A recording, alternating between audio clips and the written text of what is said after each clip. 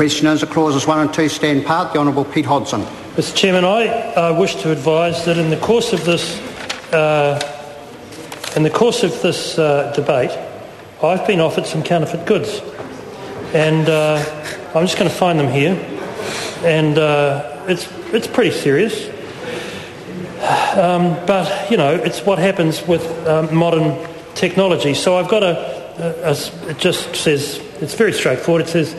It says buy cheap pirated software here, and well, I'll tell you, http:// you taking this down? cheapestsoftinc.com/. Well, will you do that again, or did you get it first time? Okay. So the Honourable Rodney Hyde, sharp as a knife, got the website stuff down first time, and so the point is that even as we've been debating the ubiquitous nature of counterfeiting, its omnipresence, it came up on my phone. Unbelievable. Who would have thought? I don't know if anyone else has checked their phone to see whether they have been, if they've been tempted with counterfeit goods, but I have in the course of this debate. Now, if necessary, the officials could just indicate to me, I would be happy to forward this email on to them for further investigation, should they wish.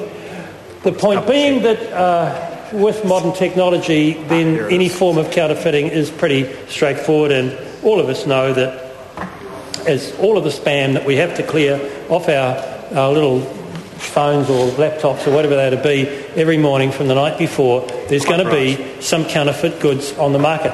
And that's why legislation like this matters. It matters for another reason, and that is that this country is not going to get there on cows and tourism alone, and we're going to have to look to the innovative components of our economy, the innovative nature of our people, and our ability to protect intellectual property that New Zealanders derive if we are to have an economic future which has got a broader base than it exists at the moment. And that's why we need to be reasonably staunch on intellectual property matters. Last year I was in Geneva. I went up to WIPO I dropped in. I rang first, and I dropped into WIPO for an afternoon and asked them a few questions. WIPO is the World Intellectual Property Organisation. It's one of the bodies of the United Nations. It's headed up by an Aussie guy, quite a smart guy, and pretty much my question was, now that the world economy is changing from the dominance of so-called developed nations to the greater hegemony of China and India in particular, but also in due course Brazil and Russia and Indonesia and so on, are we seeing a change in the average approach around the world to intellectual property, or is the white man's approach to intellectual property, which is to defend it staunchly, still in the ascendancy? Answer: we are seeing a change. It's not a big change, said this guy, but it's there. That as there are now more and more developing countries joining the world economy, and some of them with spectacular pace, that their attitudes to intellectual property, which is not as defensive or protective as ours, are starting to infuse the debate globally a little.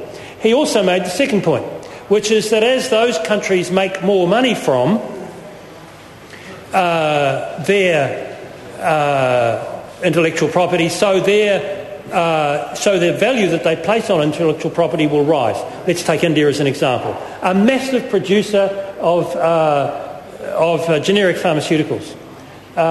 Huge producers. Dr. Reddy's recently sold out. But one of the the world's large pharmaceutical companies, and a massive export for India has been these generics. Well, not anymore. More and more, their pharmaceutical effort is going into original molecules. More and more, they are the ones who are not waiting for the patent to drop away. to be the time-limited patent to come to an end, more and more they are the ones who are trying to get the product to market in a timely way, because that country is moving from being, if you will, copycat to originator. And so too, to an extent, in China.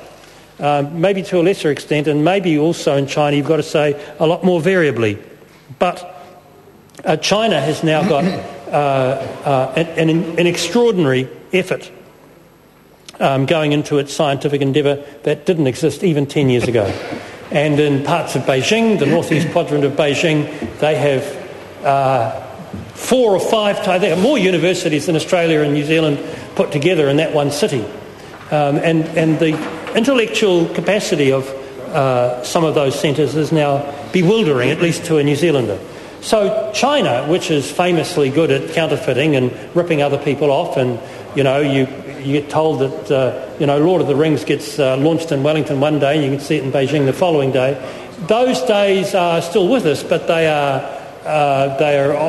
in the retreat. They're in retreat a little. And I suppose as things move on, and as the next and last continent to go through that process of development, which is of course Africa, we'll see the whole thing play out again, perhaps not in my lifetime, but certainly in my children's lifetime. So I think that our approach to intellectual property will probably remain in the ascendancy foreseeably, but it is true that it does change as new, big, bulky countries join the international trading arena, as China and India have done so spectacularly in recent times. Call Claire Curran.